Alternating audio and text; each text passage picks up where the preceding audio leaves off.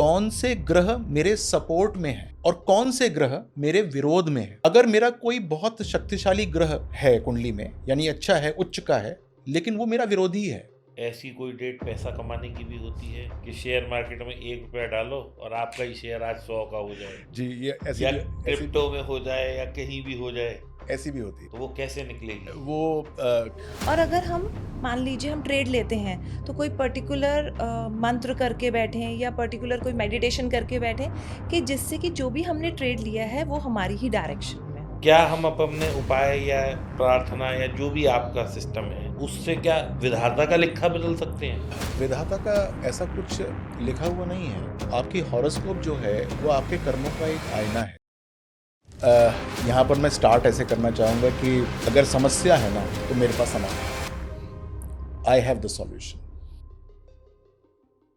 दोस्तों, परेशानी आज हर घर में है। कहीं कले कलेश है तो कहीं पर पैसे की दिक्कत, कहीं पे बच्चे नहीं सुनते तो कहीं पे पति नहीं सुनता, कहीं पे दोनों ही नहीं सुनते, कहीं कोई दिक्कत कहीं कोई दिक्कत। लेकिन इन सब के ऊपर यदि पैसे की दिक्कत और घर आ जाए तो बहुत ही ज़्यादा बुरा टाइम आना, ऐसे लगता है कि बुरा टाइम आ गया। मेरी कोशिश रहती है कि मैं आप लोगों को शेयर मार्केट के माध्यम से, क्रिप्टो के माध्यम से कहीं न कहीं पैसे कमाने के लिए कोई बिज़नेस आइडिया लेकर आऊँ या कुछ ऐसा लेकर आऊँ जिससे कि आप लोग पैसे कमा सकें और आप लोगों के लिए अपना व्यवसाय करना थोड़ा आसान हो जाए।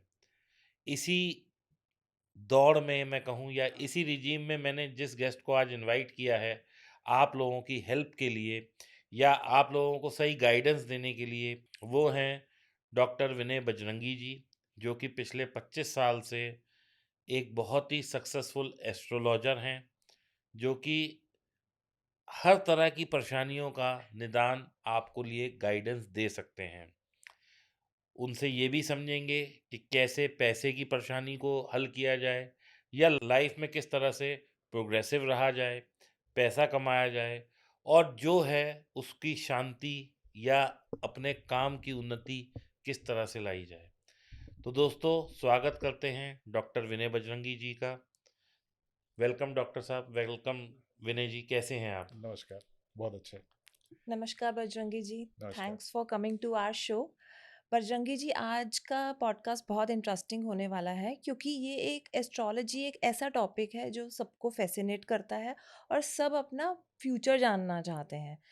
तो मैं आपसे सबसे पहले ये पूछूंगी, जैसे इन्होंने कहा कि जो हमारी ऑडियंस है या जो भी आजकल जितने लोग हैं सबको मेनली पैसे की दिक्कत है। तो जैसे हम लोग ज़्यादातर दोनों शेयर मार्केट में डील करते हैं, तो क्या एस्ट्रोलॉजी से ये पता लगाया जा सकता है कि शेयर मार्केट हमारे लिए सुटेबल है या नहीं है? और अगर हम मान लीजिए हम ट्रेड लेते हैं तो कोई पर्टिकुलर मंत्र करके बैठें या पर्टिकुलर कोई मेडिटेशन करके बैठें कि जिससे कि जो भी हमने ट्रेड लिया है वो हमारी ही डायरेक्शन में हो। बहुत अच्छा। तो इसका आंसर बहुत सिंप्लीफाइड तरीके से देने की कोशिश करता हूँ। सबसे पहले तो जो व्यक्ति ये सोचते हैं कि शेयर मार्केट से छपाक से पैसा आ जाएगा, तो वो छपाक वाला योग होना चाहिए। अगर कुंडली में छपाक का योग नहीं है, तो कभी छपाक से पैसा नहीं आएगा। इसके बाद एक निरंतरता का पैसा होता है, यानी कॉन्टिन्यूअल इनफ्लो ऑफ मनी। अगर वो योग है, तो यानी कॉन्टिन्यूअल इनफ्लो ऑफ मनी होगा। जब ऐसे लोग मेरे पास आते हैं, बहुत सारे लोग आते हैं इनफैक्ट, और वो कहते हैं कि हमने अपना बिज़नेस को बंद कर दिया और हमने अपनी नौकरी बंद कर दी और हम फुल टाइम शेयर मार्केट में हैं। तो कुछ समय तो हमको बहुत अच्छा मज़ा आया, लेकिन अब सारे के सारे पैसे ख़त्म हो गए या हमको लॉस होना शुरू हो गया या फिर जितना कमाया था वो तो चला गया, हमारा मूलधन भी चला गया। तो ऐसे लोगों को और बाकी सब लोग जो इस प्रोग्राम को देख रहे हैं, उनको बताना चाहूँगा कि आपकी कुंडली के अंदर स्पेसिफिक योग होते हैं कि आप शेयर मार्केट से पैसा अर्न कर सकते हैं कि नहीं कर सकते हैं। यदि वो योग कुंडली के अंदर हैं, तो आप निश्चित तौर से पैसा अर्न कर सकते हैं। और यदि वो योग नहीं है कुंडली के अंदर, तो आपको हो सकता है कि कभी फ़ायदा हो जाए, हो सकता है कि कभी आपके पास अच्छे पैसे आ जाएँ, लेकिन अंत में होगा यही कि वो पैसा भी चला जाएगा और जो आपका अपना मूलधन होगा वो भी चला जाएगा। ये कुंडली के बारे में शायद आपको मुझे पता नहीं कि पता है कि नहीं, लेकिन कुंडली के अंदर एक अष्टम भाव होता है, 8th हाउस, एक 5th हाउस होता है। इन दोनों का रिलेशन एक ऐसे मनी से होता है जिसको हम बोलते हैं कि हमने जुए से पैसा कमाया, या फिर हमने कुछ इस तरह से पैसा कमाया कि जुए से आ रहा है। Speculative money. Speculative money. तो वो स्पेकुलेशन का भाव अगर स्ट्रांग है तो आपको फ़ायदा हो सकता है, और इसके अंदर अगर मरकरी का पुट हो जाता है तो बहुत अच्छा लाभ मिल सकता है। तो जो लोग शेयर मार्केट के अंदर कूदना चाहते हैं, आना चाहते हैं, उनको सबसे पहले ये समझ लेना चाहिए कि उनकी कुंडली में योग क्या है। लॉन्ग टर्म से कमाने का है, शॉर्ट टर्म से कमाने का है। शॉर्ट टर्म के अंदर भी क्या उनका जो सिस्टम है वो इंट्राडे से हो जाएगा, या फिर वो ऑप्शन ट्रेडिंग में जाएँ। अगर ये सब योग एक बार मैं इवैल्यूएट कर लूँ, उसके बाद वो इन्वेस्ट करना शुरू करें, तो निश्चित तौर से उनको फ़ायदा होगा। जैसे कि आपका प्रश्न था कि मुझे कोई मंत्र करके बैठना चाहिए या फिर कोई पूजा करके बैठनी चाहिए। तो जब भी आप कोई शुभ काम करते हैं, अच्छा काम करते हैं, तो अपने आराध्य को का नमन करते हैं, उसका आप स्तुति करते हैं। उसके बाद आप बैठें, पवित्र मन से बैठें, अच्छे मन से बैठें, अच्छा कमाने के लिए बैठें, तपाक से कमाने के लिए ना बैठें, ज़रूर फ़ायदा होगा इसमें। अच्छा, अब जैसे आपने बोला आराध्य को अपना याद करके और उनकी आराधना करके बैठे। अब जैसे इंस्टाग्राम पे आजकल क्या हो रहा है कि कभी कोई महादेव जी के जाता है, तो लगता है कि नहीं यहीं जाना चाहिए। कभी कोई नीम करोली बाबा जी के जाते हैं, तो लगता है यहीं जाना चाहिए। कभी कोई विष्णु जी की आराधना करते हैं, तो लगता है वहीं जाना चाहिए। तो ये कैसे पता चले कि हमारे आराध्य कौन है और हमें कहाँ जाके हमारी फुलफिलमेंट होगी, या कहाँ जाके हमें एक, जिसे कहते हैं ना, एक ऐसा लगेगा कि हाँ, यहाँ we have reached the right place. देखिए, यहाँ पर मैं आपको बताना चाहता हूँ कि जाइए आप कहीं भी, जैसे आप नीम करौली बाबा के पास चले जाइए या कहीं भी चले जाइए, जहाँ आपका मन करे वहाँ जाइए, लेकिन आराध्य और परम आराध्य, आराध्य आराध्य और परम आराध्य देखने का कुंडली में तरीका होता है। जो आपका लग्न होता है, उसका जो अधिपति होता है वो आपके आराध्य होते हैं, और जो नवांश होता है, उसका लग्न जो होता है, उसके अधिपति परम आराध्य होते हैं। बजरंगी जी, ऑडियंस को समझ के चलिए कि वो उन्हें कुछ नहीं आता, तो हमें बिल्कुल सिंपल लैंग्वेज में तो बताइए। जैसे बहुत अगर सिंपल लैंग्वेज में ये है कि यदि आपको कुंडली देखनी आती है तो अपना लगन देख लीजिए, और उसके अंदर यदि कोई भी राशि आ रही है तो उसके उसके लॉर्ड कौन होते हैं, वो आपके आराध्य हैं। फिर भी समझ में नहीं आ रहा, तो आराम से मत बैठें, नीचे कमेंट कर दें कि मेरी डेट ऑफ बर्थ ये है, टाइम ऑफ बर्थ ये है, कि मेरे आराध्य कौन है, मेरे परम आराध्य कौन है। हम तुरंत लिख के बता देंगे कि आपके आराध्य कौन है, परम आराध्य ये तो कौन है। बहुत अच्छा हो जाएगा, हमारी ऑडियंस भी खुश हो जाएगी, जी, क्योंकि लोगों की मतलब, जी। मैं आपको अपना ही एग्जांपल देती हूँ। जैसे इनके इन ये किन अलग आराध्य की पूजा करना चाहते हैं, मैं अलग। तो हम दोनों ना, मतलब मैं चली जाती हूँ उनके साथ, लेकिन मुझे सेटिस्फेक्शन वहाँ होती है जहाँ पे मेरे को, जैसे आई एम अ कृष्ण भक्त, तो मेरे को वहाँ सेटिस्फेक्शन ज़्यादा होती है। इन्हें शिव जी में ज़्यादा सेटिस्फेक्शन होती है। तो ना हम ये कैसे जज करें, हमें ये कभी भी नहीं समझ आता। तो इसमें एक बहुत सिंपल सा फिनोमिना है। वो ये है कि आप जो मर्ज़ी कहिए, लेकिन अंत में हनुमान जी की पूजा कीजिए, और शुरुआत में गणेश भगवान की पूजा करिए। ये सबके एक यूनिवर्सल आराध्य हो जाते हैं। आप शुरुआत गणेश जी से करें। शुरुआत गणेश जी से कीजिए और अंत हनुमान जी की पूजा से कर दीजिए। सारा काम पूर्ण हो जाएगा। तो बीच में जो भी हमारी गलतियाँ हैं, वो सब माफ़ हो सब जाएँगी। माफ़ हो जाएँगी। ये तो बहुत अच्छी ट्रिक है। अब विनय जी देखिए, यहाँ थोड़ा-सा एक कन्फ्यूज़न है। वो कन्फ्यूज़न क्या है कि मैंने एक रील देखी, उसमें पहले मैं आपको बिल्कुल मतलब स्टार्टिंग से बताता हूँ, आज से 3-4 साल पहले की। तब रील इतनी कॉमन नहीं थी, यूट्यूब पे कहीं से घूमता-घामता कोई एक आ गया क्लिप कि आप हर फ्राइडे को वहाँ जाइए किसी मंदिर में, और सरसों और का तेल का दिया और एक देसी घी का दिया जला के आइए। माँ लक्ष्मी जी की प्रसन्नता वो मिलेगी आपको, आशीर्वाद। अब हम ये करने लगे। थोड़े दिन में एक चलती चलाती कहीं से हमारे पास रील आई कि आप जो है हनुमान जी की वो करिए और बजरंग पाठ करिए, बजरंग बाण। हम वो करने लग गए।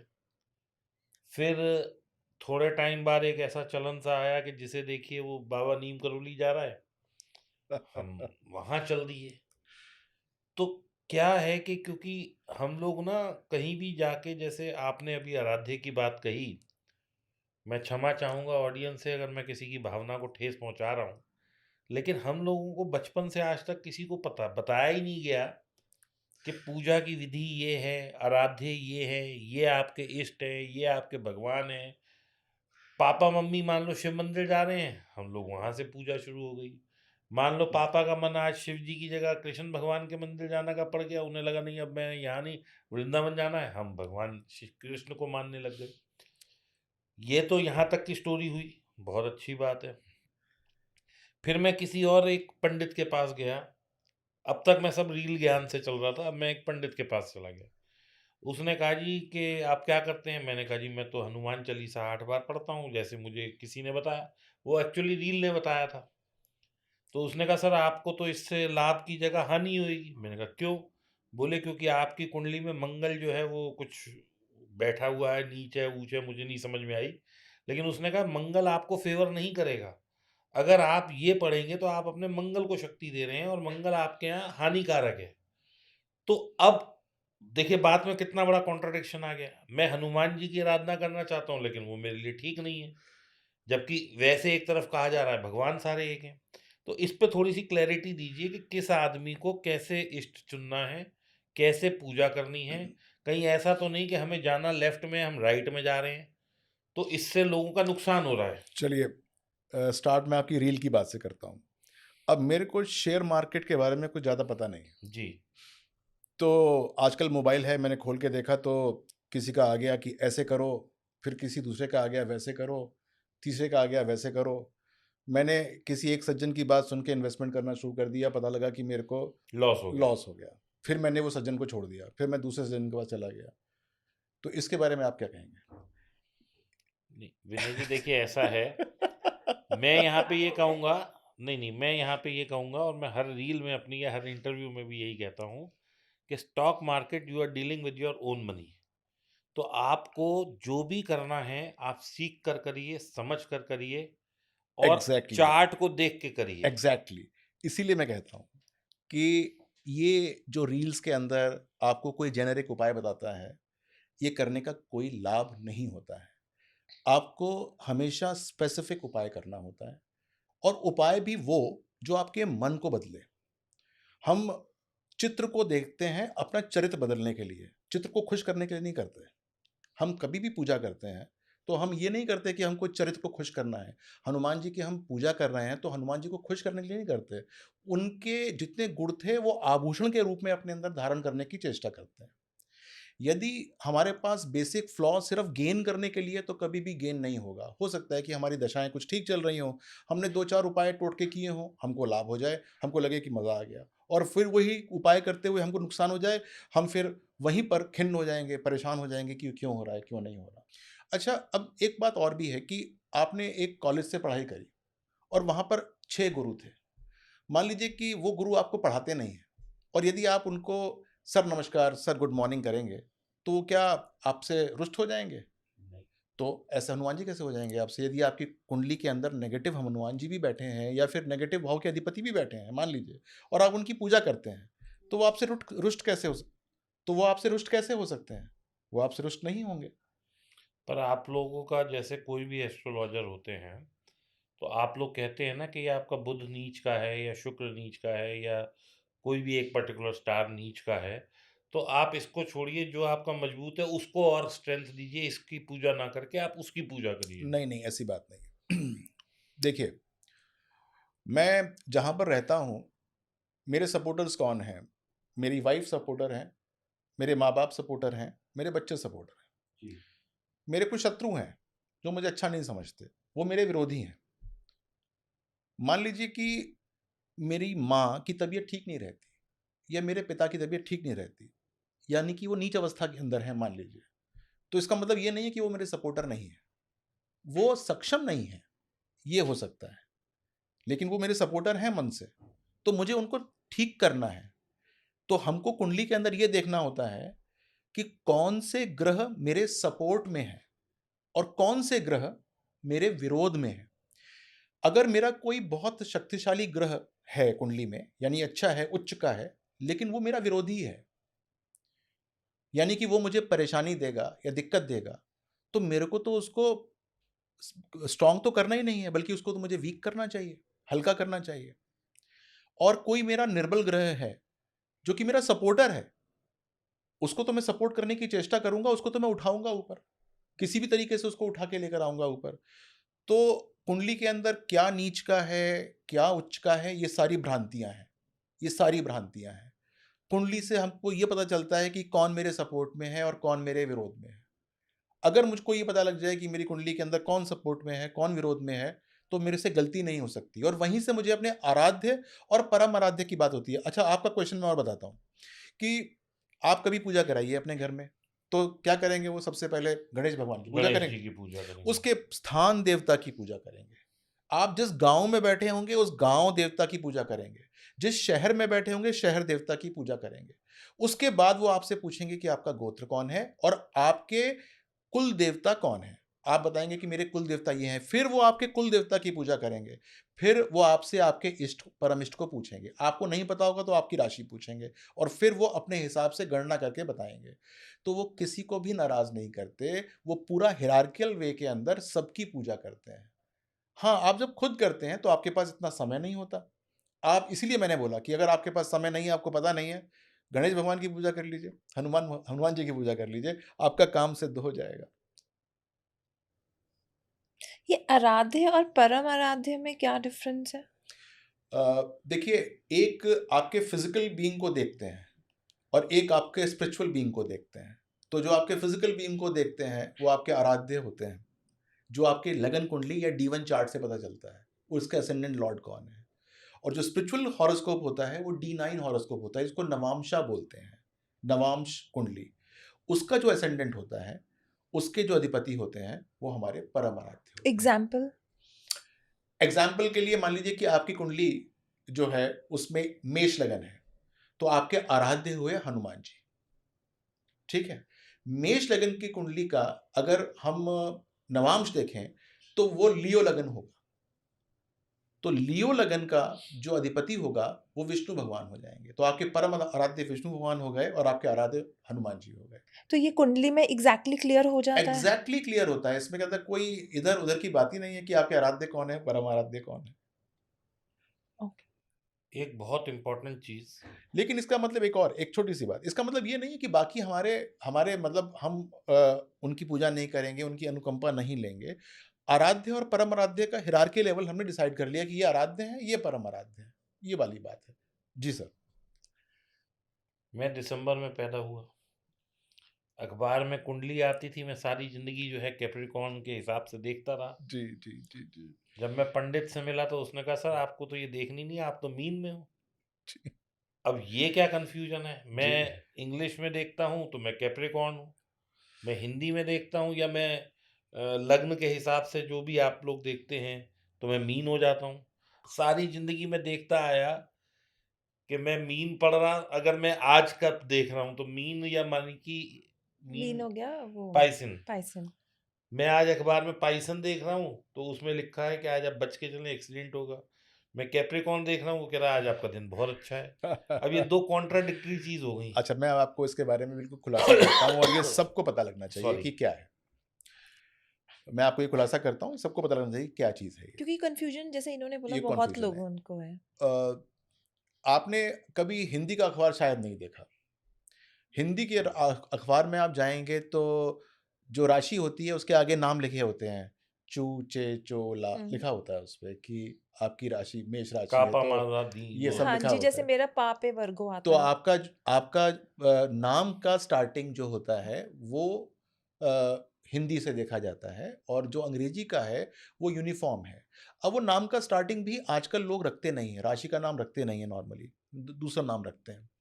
तो आपको आपके राशि का नाम पता होना चाहिए। राशि का मतलब क्या होता है कि आपका मून कौन सी राशि में था जिस दिन आप पैदा हुए थे, वो आपकी राशि हुई, और उसके हिसाब से, उसके नक्षत्र के हिसाब से आपका नाम डिसाइड होता था कि आपका नाम पा है, मान लीजिए कन्या राशि की है तो आपका पा से नाम निकलता था।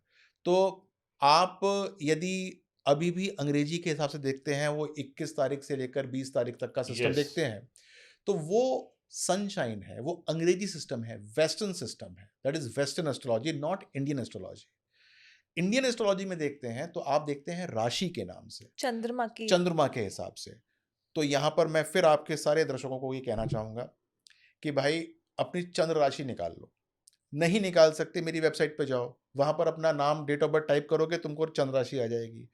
इतना भी कष्ट नहीं करना चाहते तो नीचे कमेंट बॉक्स में डालो अपनी डेट ऑफ बर्थ, मैं बताऊँगा क्या चंद्र राशि है आपकी, ताकि आप कम से कम सही तो देखो। तो विनय जी, आपकी वेबसाइट क्या है, आप बता दीजिए, वैसे मैं डिस्क्रिप्शन में भी डाल दूँगा। जी, जी, जी। आप ज़रा बता विनयबजरंगी.com विनयबजरंगी.com। जी। एंड उस पे हम अपना डाल के निकाल सकते आप हैं। डालिए और लिखा आ जाएगा कि आपका चंद्र राशि क्या है, आपका लगन क्या है। आप वो तो पूरी कुंडली निकल के आती है, लेकिन राशि स्पेसिफिकली बताते हैं कि ये राशि है। क्योंकि मेरा जो हॉरोस्कोप आता है, चाहे वो मेरा डेली हॉरोस्कोप हो, चाहे वीकली हॉरोस्कोप हो, चाहे मंथली हॉरोस्कोप हो, that is all based on moon sign, यानी कि चंद्र राशि। तो इंडियन सिस्टम जो है उसके अंदर गलती से वो वेस्टर्न आके इधर आ गया। वेस्टर्न क्यों आया इसके अंदर, वो भी मैं आपको बताता हूँ। वो सिंपल है। सिंपल क्यों है कि याद करने की ज़रूरत ही नहीं है कि कब पैदा हुए थे, कि मैं इस समय से लेकर इस समय तक पैदा हुआ था। जैसे आपने बोला मैं पाइसेस हूँ, तो हाँ, आप पाइसेस हैं क्योंकि आप तब पैदा हुए थे। आपने बोला मैं कैप्रिकॉर्न हूँ, तो कैप्रिकॉर्न हो गए आप। लेकिन अगर कोई पूछे कि आप कौन हो, तो आपको फिर किसी पंडित जी से पूछना पड़ेगा, और आजकल तो ज़रूरत भी नहीं है। आजकल तो वेबसाइट से देखिए और तुरंत पता लग जाएगा कि आपकी राशि क्या है, और उसको मान के रखिए कि ये मेरी राशि है। That is your moon sign. Vinay ji, आजकल ना सब लोग पैसे को लेके बड़े परेशान हैं। मतलब पैसा आता है तो रुकता नहीं है, कुछ लोगों के पास आता ही नहीं है, और कुछ है तो वो बेचारे परेशान ही हैं पैसे को लेके, जुड़ नहीं रहा, आगे मकान नहीं बन रहा, घर नहीं बन रहा। कुछ मैं ये भी कहूँगा कि पहले जो 20-30 लाख में घर बनता था, आज 1.5 करोड़ चाहिए तो आदमी 1.5 करोड़ नहीं कमा पा रहा। लेकिन कुल मिला के आदमी परेशान घूम रहा है। तो पैसे का उपाय कुछ है, या ऐसा कुछ है जो पैसे की उन्नति में आपको हेल्प करे या प्रगतिशील रहे आपके लिए? जी, जी। तो यहाँ पर मैं स्टार्ट ऐसे करना चाहूँगा कि अगर समस्या है ना, तो मेरे पास समाधान है। I have the solution. मतलब बस हमें समस्या लेके आपके पास आना है, समाधान एंड आप आई दे एम देयर देंगे। To give you a very clear draft of your path, कि this is the draft of you have to follow this, and if you follow this then you going to achieve it. अब इसको मैं कैसे लोगों को बताऊंगा? लोग कहेंगे ये तो बहुत बड़ी बात हो गई। ये बड़ी बात नहीं है। हर एक व्यक्ति की कुंडली के अंदर धन योग होता है, लक्ष्मी योग जिसको बोलते हैं। कम बढ़ती हो सकता है, कोई अंबानी का योग लेकर आया है, कोई छोटा योग लेकर आया होगा, लेकिन योग हर एक की कुंडली में होता है। अब उस योग को खोलने या बंद करने का एक तरीका होता है कि कैसे खुलेगा। बहुत लोग तरीका उनको पता नहीं होता, गलत तरीके से खोलने की कोशिश करते हैं। किसी की कुंडली के अंदर बंधत्व से, यानी कि एम्प्लॉई होके योग खोलने का तरीका है, वो एम्प्लॉयर बनने की कोशिश करते हैं, यानी कि बिजनेस करने की कोशिश करते हैं। किसी की कुंडली के अंदर है कि बिजनेस से बहुत अच्छा योग बन सकता है, तो वो बेचारे एम्प्लॉई रह जाते हैं, तो अपने धन योग को खोल नहीं पाते। तो सबसे पहले तो ये एक एक पता होना चाहिए कि आपका योग किस चीज़ का है। आपको बिज़नेस से कमाना है, या आपको कहीं पर किसी के अधीनस्थ होके, किसी के कमांड लेके कमाना है। ऐसा नहीं है कि कमांड लेके आपको पैसे कम मिलेंगे। बात ये है कि मैक्सिमम पैसे कैसे मिलेंगे, वो आपकी ये पता लग जाएगा कि आपका योग क्या है। छोटा योग है कि आपका एम्प्लॉयी योग है कि एम्प्लॉयर योग है। एक बार ये पता लग जाए कि ये एम्प्लॉयर योग है, तो किस प्रकार का एम्प्लॉयर आप बनोगे। आप मैन्युफैक्चरर होगे, डिस्ट्रीब्यूटर होगे, स्टॉक मार्केट करोगे, या आप सिर्फ कंसल्टेंसी से कमाओगे। यानी कि मैं जैसे बैठता हूँ, मेरे को ना कोई व्यापार करना है, ना कुछ करना है, मेरे को अपने ज्ञान से अपना ज्ञान बाँटना है और मुझे धन मिल जाता है, मेरा पारिश्रमिक मिल जाता है मुझे। तो ये उसके अंदर होता है। आप अगर सपोज़ वो उस पाथ को छोड़ देंगे, तो फिर हमेशा परेशान रहेंगे। बहुत सारे बच्चे हैं, 25, 27, 30, 35 साल के बच्चे हैं जो कि नौकरी कर रहे होते हैं, 7-8 साल हो जाते हैं नौकरी करते हुए। और उसके बाद उनको लगता है यार कि ये पूरी की पूरी कंपनी मैं चला रहा हूँ। मेरा बॉस नहीं चला रहा, ये मैं चलाता हूँ। अगर मैं छोड़ दूँ इस बॉस को, तो मैं काम करना शुरू कर दूँगा, इससे ज़्यादा कमा लूँगा, क्योंकि अभी तो मैं नौकरी कर रहा हूँ और तब सारा का सारा बिज़नेस मेरे पास होगा। और वो व्यक्ति इस मुकालते में कि मैं यही कंपनी चला रहा था, वो नौकरी छोड़ देता है। अधिकांश लोग ऐसे ही करते हैं। और उसके बाद जब वो अपना काम धंधा करना शुरू करते हैं, तो उनको पता चलता है कि क्या परेशानी है और क्या परेशानी नहीं है। जितना पैसा तनख्वाह के माध्यम से आ रहा था वो तो आना बंद हो गया, जितनी सेविंग थी वो ख़त्म हो जाती हैं, माता पिता से और लेके खर्चा कर देते हैं। ये सिस्टम जो है वो एक नेगेटिव होना आरंभ हो जाता है। तो यहाँ पर जो आपकी बात है वही मैं कहना चाह रहा था कि एक बार अपने योग के बारे में पता चल जाए तो फिर उसके बाद जो पैसा कमाना है वो पैसा ज़रूर मिलेगा। हमको इंतज़ार भी नहीं करना होता। We can convert the dasha, we can make the dasha work for us. We should know that what we have to do. If we know what we have to do, then there is no problems at all. Every time will be a good time. नहीं तो क्या कुंडली में जैसे किसी के योग है कि वो पैसा कमा ही नहीं सकता, या दरिद्र योग है, या परेशानी का योग है, तो can we change that also through some remedies या क्या? हाँ, रेमेडीज़ मैं बताऊँगा अभी, लेकिन सबसे पहले तो ये है कि आपने एक बड़ा अच्छा नाम लिया दरिद्र योग का, क्योंकि ये डराने का बड़ा अच्छा योग है। लोग डरते हैं इससे, दरिद्र योग। कहीं ऐसा तो नहीं है कि पॉवर्टी योगा है। लेकिन पॉवर्टी योगा अगर कुंडली के अंदर है, तो ऐसा नहीं है कि with every stroke of your hand और your pen you will be subjected to that poverty yoga. आपका पॉवर्टी योगा किस चीज से इग्नाइट हो रहा है या एक्टिवेट हो रहा है, ये पता लगना चाहिए ना। फॉर एग्जाम्पल, आप स्टॉक मार्केट का काम करते हैं, आप उसके अंदर बहुत तगड़े ज्ञाता हैं। मैं बोलूंगा सर आपके पास कितने पैसे हैं, आप कहेंगे मेरे पास 100 रुपए हैं। मैंने कहा आज तक इतने कमाए, कहते हैं हाँ इतने कमाए हैं। मैं कहता यार प्रॉपर्टी में लगा दो। अब आपकी कुंडली के अंदर वो प्रॉपर्टी के योग से वो दरिद्र योगा आपकी कुंडली में जो है वो एक्टिवेट हो रहा है। आपने मेरे कहने पे 100 रुपए लगा दिए या किसी के कहने पे लगा दिए, वो एक्टिवेट हुआ और आप दरिद्र हो गए, आपके पास पैसे सब खत्म हो गए। कुंडली के अंदर वो योग इसलिए एक्टिवेट हुआ क्योंकि आपको उस जगह जाना ही नहीं था जहां पर आपको दरिद्रता आती। तो you have to be very clear कि कैसे इन्वेस्ट करना है, कहाँ इन्वेस्ट करना है, किस तरीके से इन्वेस्ट करना है, ताकि वो दरिद्र योग की कुंडली के अंदर है तो वो एक्टिवेट ना हो। मतलब पता है कि बिजली की तार है तो छूना मना है। और हरेक कुंडली में दरिद्र योग होता है, इस बात का मैं यहाँ पर आपको बता रहा हूँ। एवरी हॉरोस्कोप हैज अ दरिद्र योगा इन इट। एक्टिवेट नहीं होने देना बस उसको। तो अब जैसे आपने बताया कि हर कुंडली में दरिद्र योग है, बस उसको एक्टिवेट नहीं होने देना।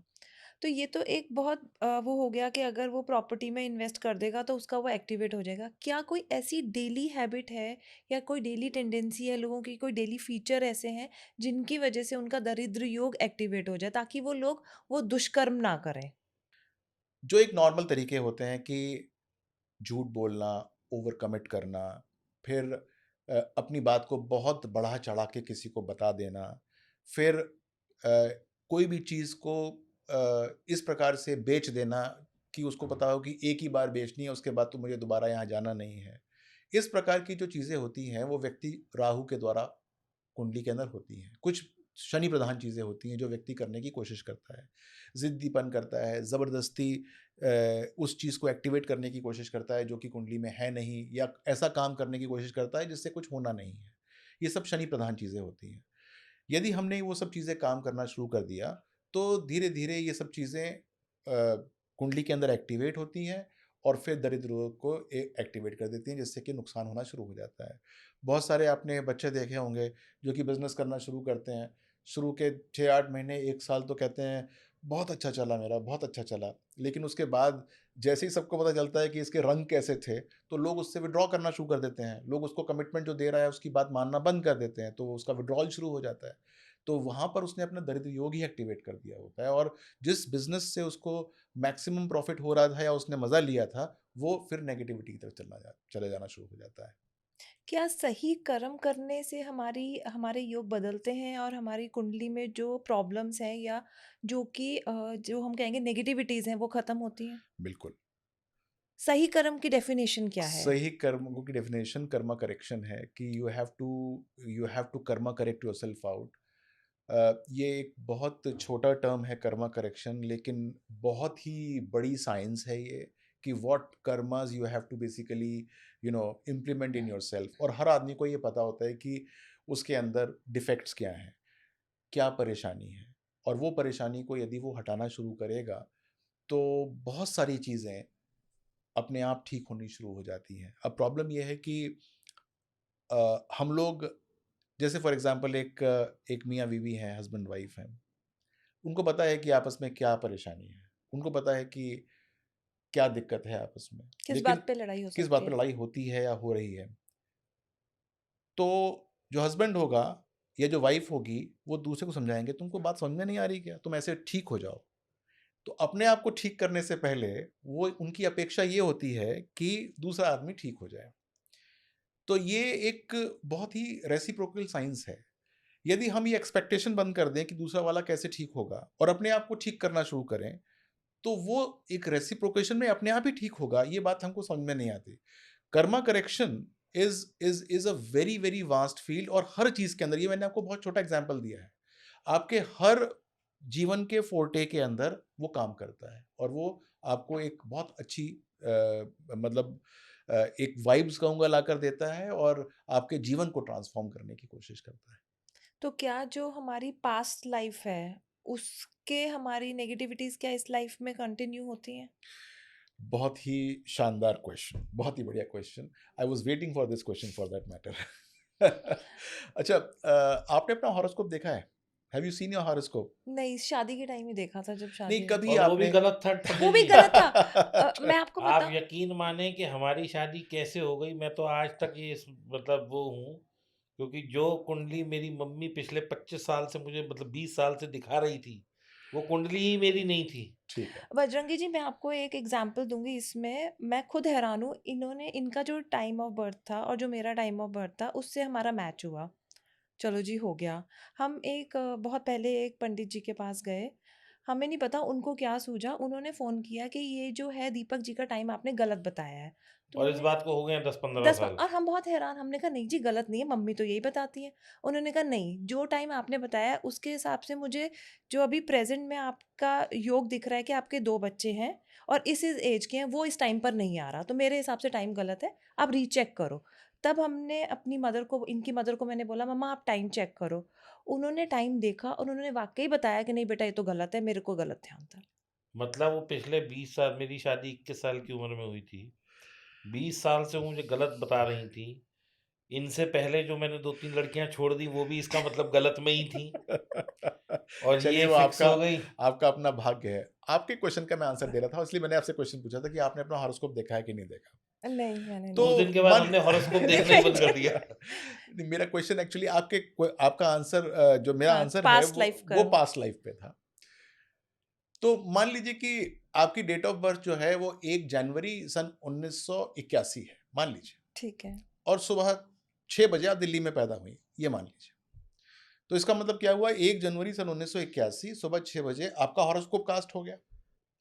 आपने अपने जीवन का एक क्षण इस पृथ्वी पर नहीं जिया, लेकिन आपका हॉरोस्कोप सामने है।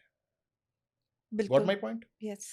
उसके अंदर ये कह रहा है शनि मैं अच्छा नहीं हूं, वो कह रहा है मैं अच्छा नहीं हूं, कह रहा है मैं बहुत अच्छा हूं। आपने अभी तक एक सांस नहीं ली, अभी तक आप रोए भी नहीं, लेकिन आपका हॉरोस्कोप सामने है। इसका मतलब क्या हुआ, ये आपका इस जन्म का हॉरोस्कोप तो है ही नहीं। Oh yes. This is not this one's horoscope, this is something that you have already lived, and that is your past life horoscope that I look at this point of time. तो वो जो Karma correction की बात मैं कर रहा था, when I look at your horoscope, मैं कहूं कि आप बहुत स्टबर्न हैं, तो मैं ये नहीं कह रहा कि आप इस समय स्टबर्न हैं, आप अपने पिछले जीवन में स्टबर्न थी। इस बार का कर्मा करेक्शन ये है कि अपने आप की स्टबर्ननेस ठीक कर लीजिए। बिकॉज वो मैं हॉरोस्कोप देख रहा हूं 1 जनवरी 1980 सुबह 6 बजे दिल्ली का, उस समय आप 1 सेकंड की थी, और पूरा लाइफ का बायोडाटा सामने वो था। सामने था। That was your previous birth horoscope. तो यदि आपने अपने जीवन के अंदर कोई कर्मा करेक्शन नहीं किया, तो एग्जैक्टली सेम कॉपी पेस्ट हो जाता है अगले जीवन के अंदर। तो जुपिटर आपकी कुंडली के अंदर जो प्लैनेट है, वो आपको अपने कर्मस को मॉडिफाई करने के लिए प्रेरित करता है कि चेंज कीजिए। This is what you have been born with, and you have to change that, so that your soul traverses in the right path. और ट्रेवर्स का क्या मतलब होता है? बैकुंठ मिल जाए, यानी कि आप समझी, अल्टीमेट अल्टीमेट जिसको मोक्ष कहते हैं, मोक्ष कहते हैं। वो मिल जाए। तो every time you change your horoscope, you basically push your soul towards moksha. तो ये एक तरीका होता है, and this is how we connect the previous birth with this one. तो क्या आपको ये पता लग सकता है किसी भी फॉर्मूले से या कुंडली देख के कि ये जीवन इसका आखिरी है, ये बैकुंठ है, इसके बाद या इसके बाद इसे मोक्ष मिलेगा, ये ऐसा कुछ है? देखिए, मैं बहुत बड़ा ज्ञानी तो नहीं हूँ, लेकिन मैं ये ज़रूर बता सकता हूँ जो आपका क्वेश्चन है। और ये नहीं बता सकता, मैं आपको आपकी पिछली 12 लाइफ़्स बता सकता हूँ कि आपके पिछले 12 जीवन कैसे बीते, ये भी बता सकता हूँ। और आने वाला जीवन कैसा बीतेगा, ये भी बता सकता जैसे हम जनरली एस्ट्रोलॉजिस्ट के लाओ भाई, पास फ़ोन जाते लाओ हैं मेरा। तो पास्ट लाइफ बताते हैं, आगे फ्यूचर कैसा होगा ये पूरा प्रिडिक्ट किया जा सकता है। पास्ट लाइफ़ आपकी जो बताई जाती है, वो आपकी पास्ट लाइफ़ जो आपके पिछले जीवन की हो गई, या आपने इस जीवन के अंदर जो आपने कुछ अपना जो निकाला। लेकिन आने वाला जो जीवन है, वो अ, आपका जो ये प्रेज़ेंट हॉरोस्कोप है, उसके माध्यम से आपको बताया जा सकता है कि आपका क्या है, और हम वही बताते हैं। जैसे मैं आपको, आपके सारे क्वेश्चन्स हैं, वो सब फ्यूचर को तो बता रहा हूँ मैं कि हाँ ये जी। होगा, इसका ये कैसे करना है, ये कैसे नहीं करना है। तो वही तो मैं आपको बता रहा हूँ कि वो जो आपने कहा मोक्ष की बात, मोक्ष की बात से मुझे एक मेरे मन में बहुत बार ये प्रश्न आता है। मेरा ये एक मानना है, जैसे मैं अपने आसपास के लोगों को देखती हूँ, लाइक मैंने अपनी मदर को देखा या मैंने कईयों को देखा मेरे फ्रेंड सर्कल में, जो लोग बहुत पूजा पाठ करते हैं और अपने सारे जो काम है बहुत नियम से करते हैं कि सुबह उठ के नहाना, उसके बाद माला करना, उसके बाद पूजा करना, उसके बाद अपनी दिनचर्या शुरू करना और इवनिंग में भी दिया बत्ती ज़रूर करते हैं।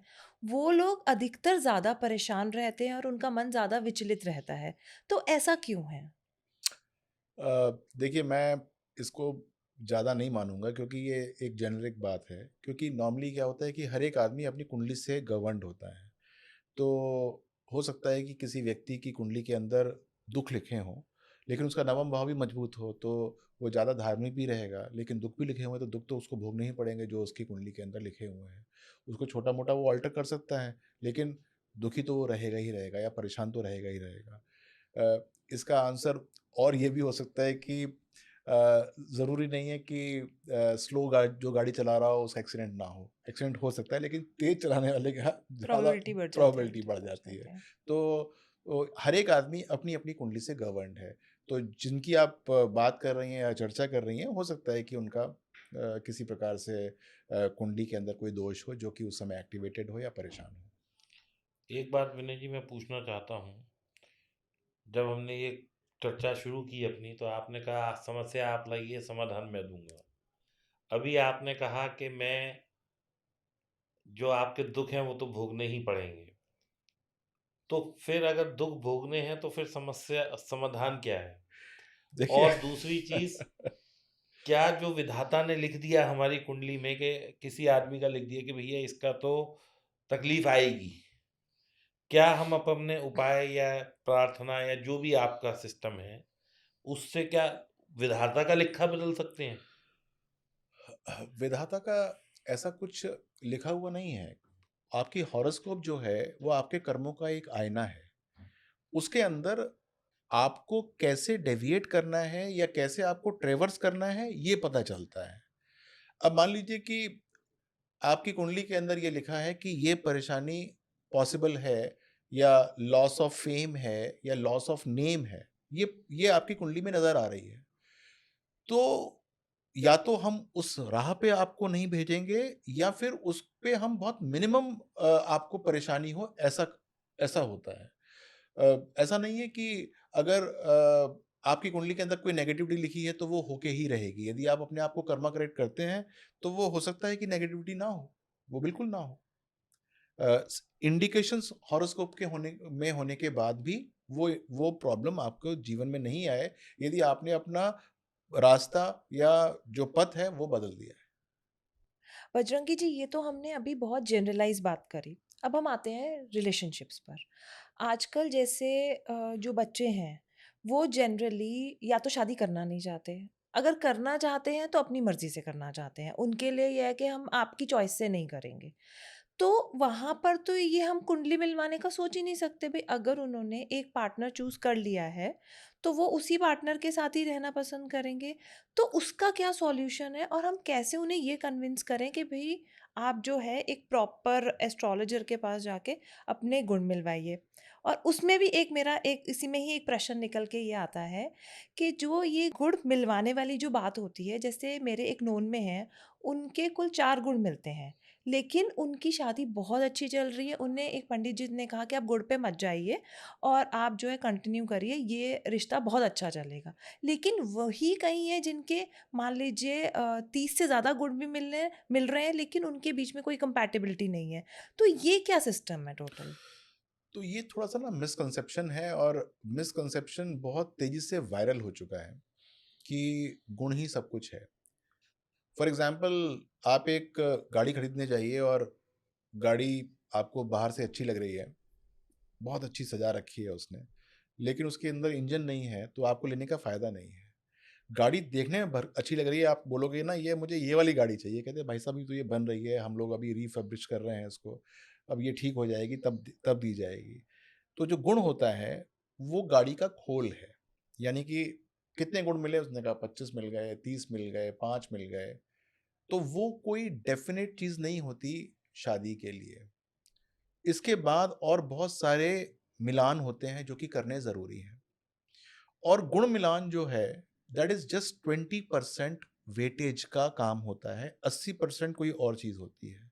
यदि वो चीज हमने मिलान नहीं की या वो मिलान हो गई तो नहीं की तो 28 गुण और 36 गुण भी फेल हो जाएंगे। और यदि वो मिलान हो गया तो 4 गुण जैसा आप कह रही हैं वो भी काम हो जाएगा।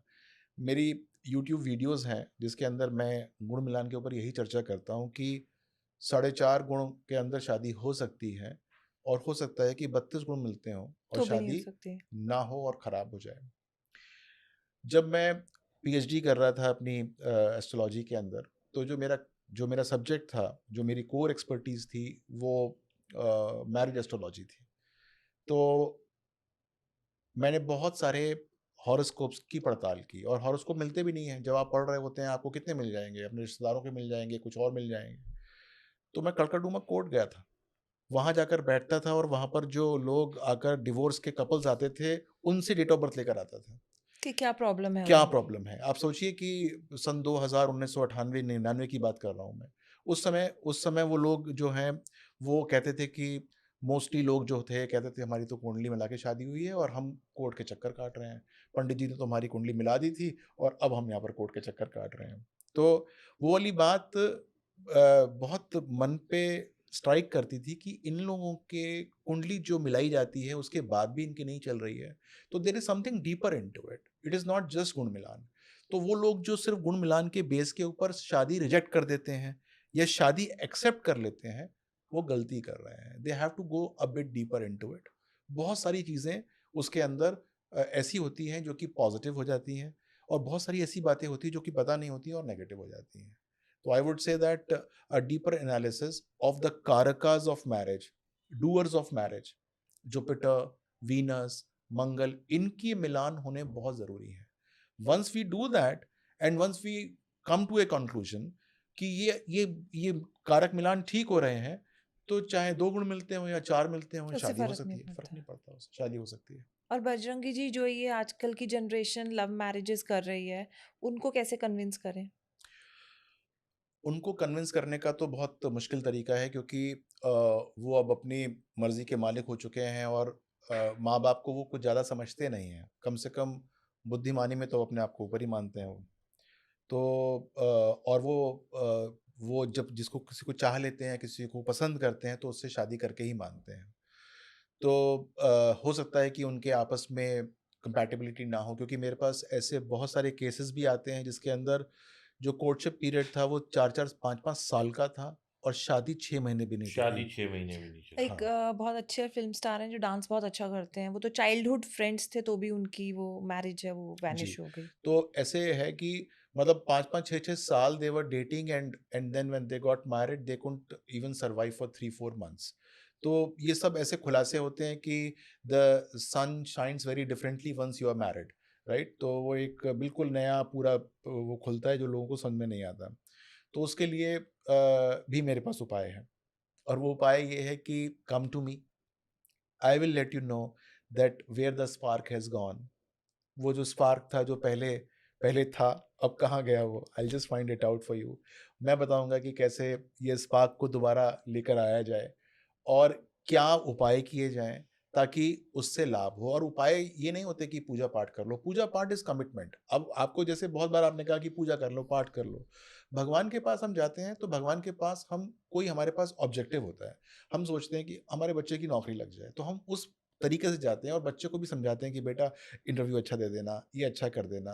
वो भी समझता है, ये 4 दिन नहीं समझता, जिस दिन समझ जाता है उस दिन इंटरव्यू उसका अच्छा भी हो जाता है। या उसको हम बताते हैं कि पढ़ लेना, मैंने भगवान से बहुत प्रार्थना की है। तो बच्चा भी उसके थोड़े से इन्फ्लुएंस में आता ही है। तो जब हम भगवान के पास जाते हैं किसी भी प्रार्थना को लेकर, तो हम उसकी तरीके से अपने जीवन को ढालने की कोशिश करते हैं।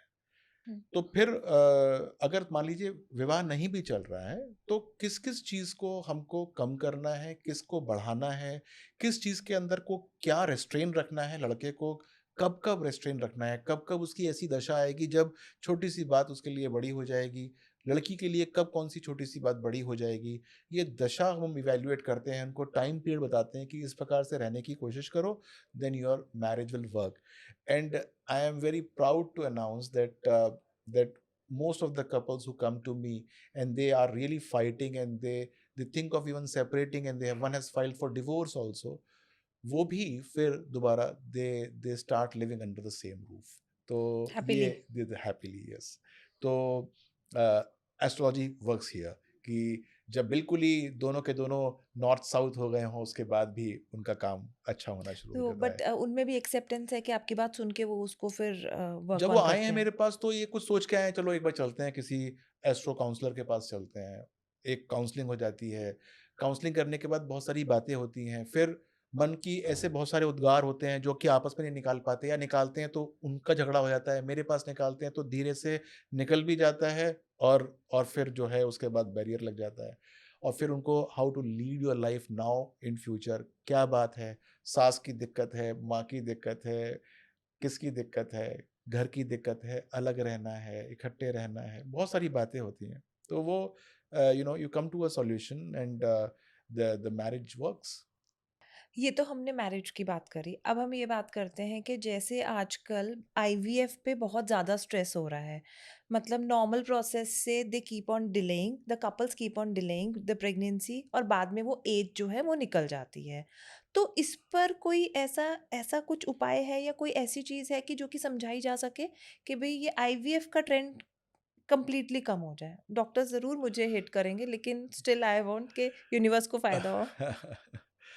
देखिए क्या होता है कि आजकल फीमेल्स बहुत लेट मैरिज कर रहे हैं, 30, 32, 35, और फिर वो फिजिकली थोड़े से कमज़ोर हो जाते होंगे, और फिर जो एक नेचुरल प्रोसेस होता है उससे कंसीव नहीं हो पाता है। तो IVF is a miracle, miracle for that. And I support IVF कि अगर सपोज नहीं हो रहा है तो, क्योंकि अब इतना लेट हो चुका है तो अब क्या करें। लेकिन प्रॉब्लम आगे क्रिएट होती है, वो ये होती है कि आईवीएफ भी फेल हो जाते हैं, रिपीटेड आईवीएफ करते हैं, आईयूआई करते हैं, लेकिन that also fails. And here astrology works. I can tell those couples the date in which they should be going for the IVF. Doctors particularly cells को फ्रीज करके रख लेते हैं, और उसके बाद आपको बताते हैं कि हम इस दिन जो है इसको इंसेमिनेट करेंगे। And those dates they give a band of dates कि मान लीजिए कि 10 तारीख से लेकर 18 तारीख के बीच में करेंगे, तो हम उसमें बताते हैं कि किस दिन बेस्ट रहेगा। तो वो नक्षत्र बेस्ड कैलकुलेशन होती है, और एक बार वो हो जाए तो जो चांसेस ऑफ फेलियर्स हैं वो बहुत कम हो जाते हैं। मैं यहीं पे आपको पॉज़ करूँगा। ऐसी कोई डेट पैसा कमाने की भी होती है कि शेयर मार्केट में ₹1 डालो और आपका ही शेयर आज 100 का हो जाए, जी, ये या क्रिप्टो में हो जाए या कहीं भी हो जाए, ऐसी भी होती है। तो वो कैसे निकलेगी? वो कुंडली विशेष से निकलती है कि कौन सी कुंडली के अंदर कब योग फलित हुए हैं। तो भाई साहब आज मैं इन्हें पकड़ लूँगा और मैं देखता नहीं, नहीं, हूँ। हम जाने नहीं देंगे यहाँ से, हाँ, लॉक कर देंगे डोर। हमें डेट्स चाहिए जिसमें हम ट्रेड करें और हमें पैसा ही पैसा आए। तो एक इसमें आपको मैं एक छोटा-सा एक टिप दूँगा और वो टिप जो है वो सब यूज़ कीजिएगा, आप भी यूज़ कीजिएगा क्योंकि आप तो करते ही हैं। आपके लिए वो टिप कितनी कामयाब होगी मैं जानता नहीं हूँ, लेकिन जब आप यूज़ करेंगे इसको ओवर द टाइम तो आपको समझ में आएगा कि हाँ, बहुत अच्छा है। कि जब आप सुबह ट्रेड करने बैठें, जब अपना आप खोलें और आप सोचें कि मुझे अब कुछ ट्रेड करना है।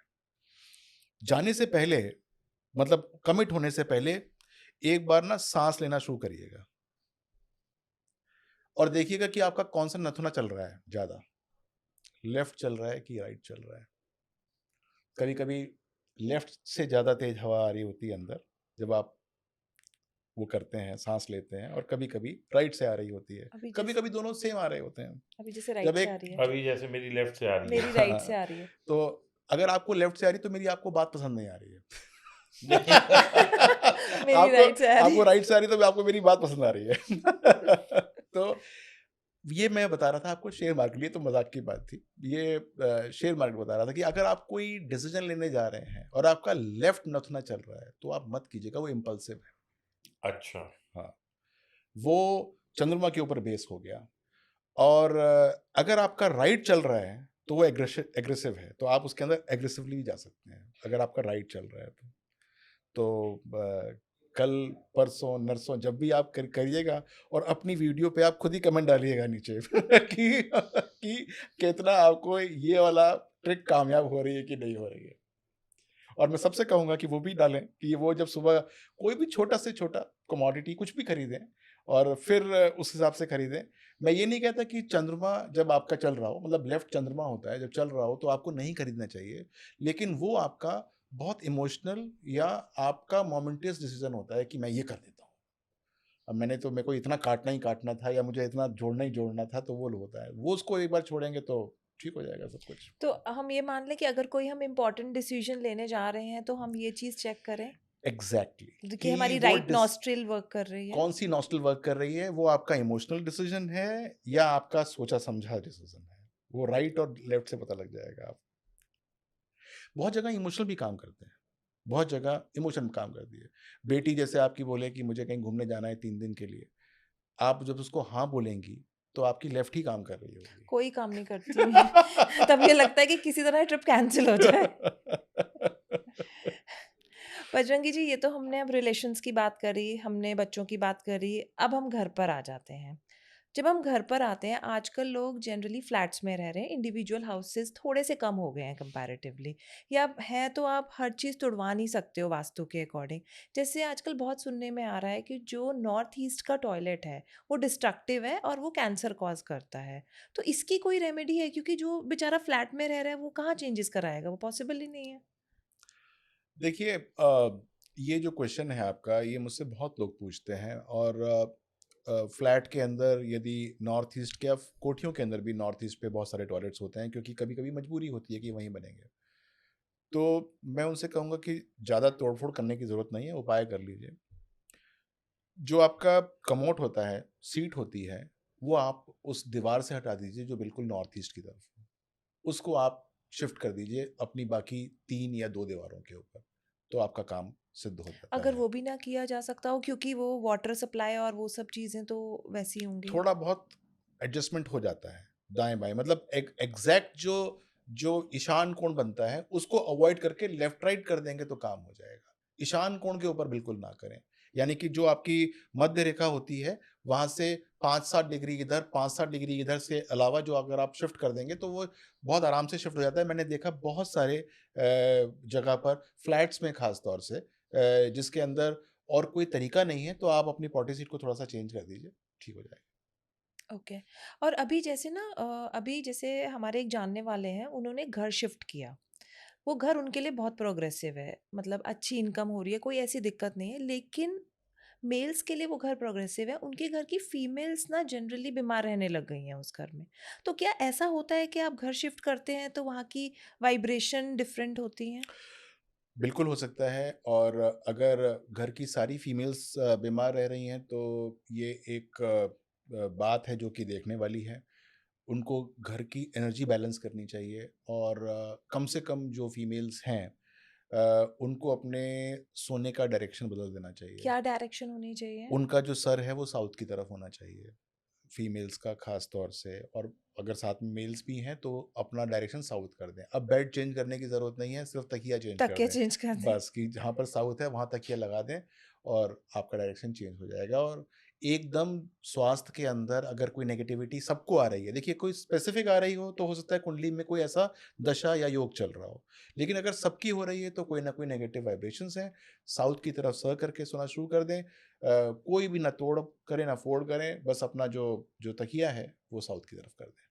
बजरंगी जी, जैसे आप ऑकल्ट साइंसेस में डील करते हैं और मैंने देखा है कि जो लोग इसकी बहुत डीप में नॉलेज लेते हैं, मान लीजिए चाहे न्यूमरोलॉजी है, चाहे वास्तु है, चाहे एस्ट्रोलॉजी है, उनके अपने घर में कोई एक प्रॉब्लम ऐसी होती है जिसका वो निवारण नहीं कर पाते हैं, क्योंकि जैसे कई बार मैंने देखा है कि एक मेरे नोन में है, मैं नाम नहीं लेना चाहती, लेकिन वो जब मुझे रेमेडीज़ बताते हैं या किसी और को बताते हैं तो वो फलती हैं।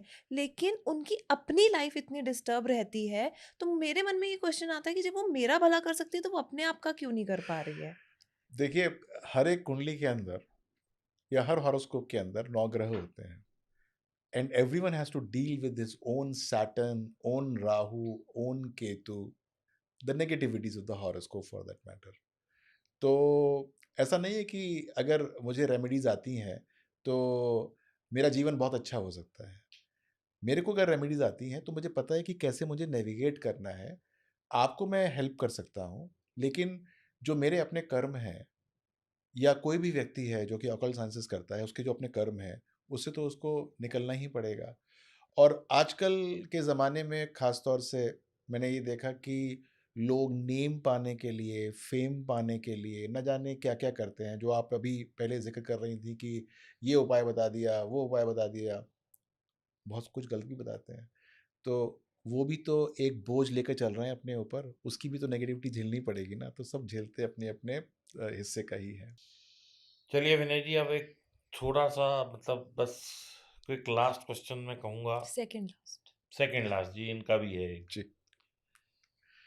कि साढ़े साती क्या है? साढ़े साती में आदमी परेशान क्यों रहता है? कुछ लोग कहते हैं कि इसकी साढ़े साती आ गई, ये बिल्कुल ऊपर पहुँच गया। ऊपर से मतलब उसने बहुत ऊँचाइयाँ हासिल कर लीं। दूसरा, लोग ये कहते हैं, अरे यार इसकी तो कुंडली में ही राहु आ गया, तो राहु केतु आ गए। तो क्या ये इतने मतलब डिस्टर्बिंग प्लैनेट हैं, ये किसी की भी ज़िंदगी खराब कर देते हैं, या ये एक मिथ है? नहीं, ये मिथ नहीं है। साढ़े साती मिथ नहीं है। साढ़े साती बिल्कुल मिथ नहीं है। और साढ़े साती से डील करने के लिए आपके पास स्ट्रॉन्ग माइंड होना चाहिए। अगर समझने की कोशिश कीजिए कि साढ़े साती होती क्या है सबसे पहले। आपके नेटल मून को, यानी कि आपकी कुंडली में जहाँ चंद्रमा बैठा है, वहाँ पर जब ट्रांजिटिंग सैटर्न हिट करता है उसके आसपास, तो वो साढ़े साती होती है। सैटर्न एक राशि में 2.5 साल रहता है। तो जब आपके नटल मून से एक राशि पहले आता है, उस राशि पे आता है जहाँ चंद्रमा है, और उसके राशि के बाद तक ये 7.5 साल का पीरियड, 7.5 साल का जो पीरियड होता है तो 7.5 ही कहते हैं। ढाई, ढाई, ढाई। ढाई ढाई ढाई। और इसके बाद एक कुछ ढैया भी होती है? वो बाद में चतुर्थ ढैया होती है, अष्टम ढैया होती है, अभी इसी की बात कर लेते हैं 7.5 की। तो 7.5 के अंदर वो सैटर्न ने चंद्रमा को हिट किया हुआ है। चंद्रमा और सैटर्न का योग बनाता है विष योग। तो विषाक्त कर देता है सब चीज़ें, यानी कि वो विष से भर देता है चीज़ों को। दिमाग के अंदर परेशानी, उलझन, कोई बात को सही प्रकार से समझ में नहीं आती। यानी कि सेम सिचुएशन के अंदर यदि आप पहले कुछ काम कर रहे होते, आराम से निकल जाता वो टाइम, साढ़े साती के अंदर उसी सिचुएशन के अंदर आप थोड़े से परेशान हो जाते हो, भ्रमित हो जाते हो, असहाय महसूस करते हो। यानी कि आपका चंद्रमा कमज़ोर हो जाता है। तो मैं सबसे कहूँगा कि शनिदेव की पूजा तो करनी ही चाहिए जब शनि की साढ़े साती आए, लेकिन साथ-साथ अपने आप को, अपने मन को थोड़ा-सा स्ट्रॉन्ग करना चाहिए, मनोबल बढ़ा के रखना चाहिए, कॉन्फिडेंस लेवल बढ़ा के रखना चाहिए। यदि ऐसा होगा, तो साढ़े साती फिर कुछ नहीं कहेगी, फिर जैसे आप कह रहे थे कि वो ऊँचाइयाँ प्राप्त कर लेगा, क्योंकि शनि तो कार्मिक ग्रह है, कुछ ना कुछ देने आया है। अब आपको ये दिख तो रहा नहीं वो क्या देने आया है, आप परेशान हो गए थोड़े से, उसकी जो ज्वाला लगी उससे, जो उसने आपको थोड़ी-सी नेगेटिव एनर्जी दी उससे परेशान हो गए, तो फिर वो वहीं पर आपको बाहर ही टहलाता रहेगा। वरना आपको अगर वो थोड़ा-सा आप उसके अंदर चले जाएँगे तो आपको न जाने कहाँ तक ले जाए। तो उनका बीज मंत्र करने से उसमें फ़र्क पड़ता है शनिदेव जी का? हाँ, बिल्कुल, बिल्कुल आप ओम प्राम प्राम प्रीम प्रीम रॉम सॉन्ग से शनिश्चराय नमः इसका पाठ कर सकते हैं और शनि के मंदिर जा सकते हैं और जो शनि चीज़ें होती हैं, उनका ख़्याल रख सकते हैं ज़्यादा, अपने नौकरों का, अपने सबॉर्डिनेट्स का, आप अपने से जो वृद्ध होते हैं उनका, ख़ास तौर से जो आपके परिवार में आपके वृद्ध हैं उनका, रिस्पेक्ट करना ज़्यादा शुरू करेंगे तो ज़्यादा आप कर्तव्यपरायण हो जाएँगे, तो शनि खुश हो जाते हैं, तो ज़्यादा कष्ट नहीं देते हैं। कष्ट। अब जैसे हम काफ़ी देर हमारी चर्चा रही और न्यू ईयर भी आ रहा है, 2025 आ रहा है, तो इस 2025 में कौन से बिजनेस फलेंगे और किन राशियों को सबसे ज़्यादा फायदा होगा? क्योंकि एक क्वेश्चन ये है कि जैसे it's driven by Mars 9 number, so 9 number की जो एनर्जीज हैं वो काफ़ी ज़्यादा होती हैं, तो जो लोगों का टेम्परामेंट पहले ही हाई है, तो क्या उनका एग्रेशन इसमें बढ़ेगा या वो प्रोग्रेस करेंगे? देखिए, मैं तो कर्मा करेक्टर हूँ। मैं तो 12 की 12 राशियों से कहूँगा कि तुम्हारा सबका काम बहुत फलित होगा, बहुत अच्छा होगा। मैं किसी एक राशि को सिंगल आउट नहीं करना चाहता। बिल्कुल ठीक है। सारे 12 के 12 फलेंगे, अगर वो अपने हिसाब से, अपने हॉरोस्कोप के हिसाब से काम करेंगे। और जहाँ तक बात है कि ऐसी कौन-सी राशियाँ हैं, जो कि कम मेहनत से आगे बढ़ सकती हैं, वो बता एग्ज़ैक्टली। सकता हूँ हाँ। मैं आपको। तो उसके अंदर एक राशि है मिथुन, यानी कि जेमिनी। ए ये हम मून वाले से देख रहे हैं या ये सन? हम सब मून वाले से देख हिंदी, रहे हिंदी, हैं, हिंदी। हिंदी से। हिंदी से देख रहे हैं। और एक राशि है आपकी वर्गो, यानी कि कन्या, और एक राशि है कैप्रिकॉर्न, यानी कि शनि की राशि होती है वो मकर, और एक राशि मीन, मीन का मतलब पाइसेस। ये 4 आपकी जो राशियाँ हैं, ये कुछ कम फ़ोर्स के साथ भी काम होगा तो इनका अपना अच्छा काम हो जाएगा। और कौन से बिज़नेसेस हैं जो फ्लरिश करेंगे? अब मैं फिर कहूँगा कि सारे बिज़नेसेस फ्लरिश करेंगे क्योंकि सारे के सारे जो हैं वो हाथ में हाथ डाल के बैठे हुए हैं।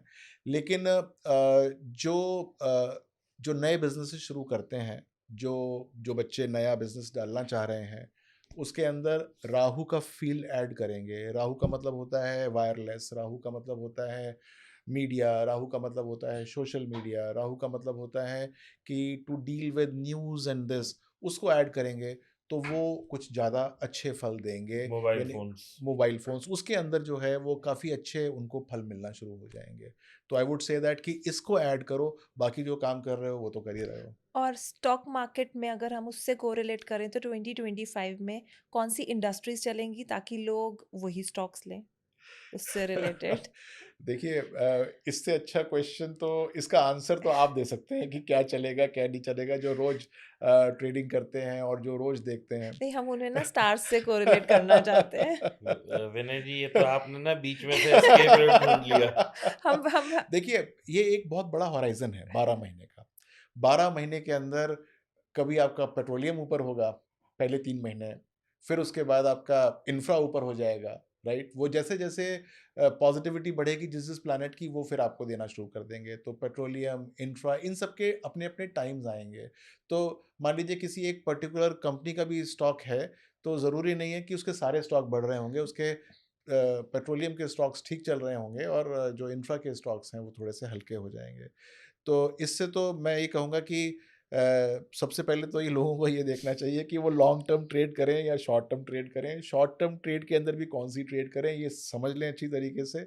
और उसके बाद ये तो बहुत छोटी-सी बात है जिसमें मैं थोड़े बहुत कभी-कभी इंस्टा के ऊपर बता देता हूँ कि ये टिप है, ये आज ये ले लो या आज वो बेच दो। अ, उससे भी जो है लाभ ले सकते हैं। तो 2025 आने वाला साल सबके लिए बहुत अच्छा है। बहुत मंगलमय कर्म होगा। प्रधान कहेंगे बिल्कुल, इसे। बिल्कुल कर्म।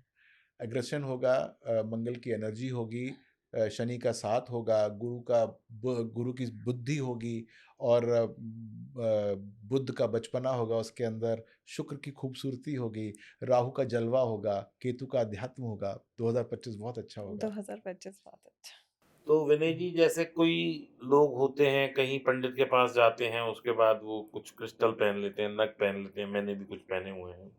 तो क्या ये वर्क करते हैं, या ये जैसे सिर्फ अपने मतलब माइंड की सेटिस्फेक्शन है कि चलो मैंने ये पहन लिया तो अब अच्छा होगा? नहीं, वर्क करते हैं, वर्क करते हैं। वर्क करते हैं, ऐसा नहीं है कि वर्क नहीं करते, लेकिन समझने की बात यह है कि मैंने देखा कि बहुत सारे लोग बहुत सारे नग पहनते हैं, इतने सारे वर्क नहीं करते हैं। वर्क जो है वो 1, 2, मैक्सिमम 3, इससे ज़्यादा तो पहनने नहीं चाहिए। नॉर्मली एक से काम हमारा चल जाता है। और मैंने देखा कि बहुत सारे लोग कभी कुछ हर एक ग्रह का कोई ना कोई नग धारण करे कुछ रहते तो हैं, वो नवग्रह की अंगूठी या नवग्रह ही वो पहन लेते कड़ा हैं। पहन लेते हैं। मान लीजिए कि हमको एक चीज़ को हिलाना है और इस पे हम फोर्स लगाएँगे एक तरफ, तभी तो हिलेगा ये। अगर हमने सब तरफ से फोर्स लगा दिया उसके अंदर, तो वो तो वहीं पर जड़वत हो जाएगा, जाएगा ही नहीं कहीं। तो इतने सारे तो पहनने की ज़रूरत ही नहीं है। एक हमको जहाँ उसको हिलाना है वो वाला नग पहनाना है ताकि वो हिल जाए। कोई यूनिवर्सल नग नहीं होता? यूनिवर्सल नग तो कोई नहीं पहनेगा। कुछ मत पहनो, वही कुछ सबसे मत बढ़िया। देखिए। तो दोस्तों, मुझे तो बहुत मज़ा आया और कैसे समय बीत गया पता ही नहीं लगा। मुझे लगा था कि ये पॉडकास्ट जो है कुल 20-25 मिनट का होगा, लेकिन 1.5 घंटा के आसपास हम पहुंच गए।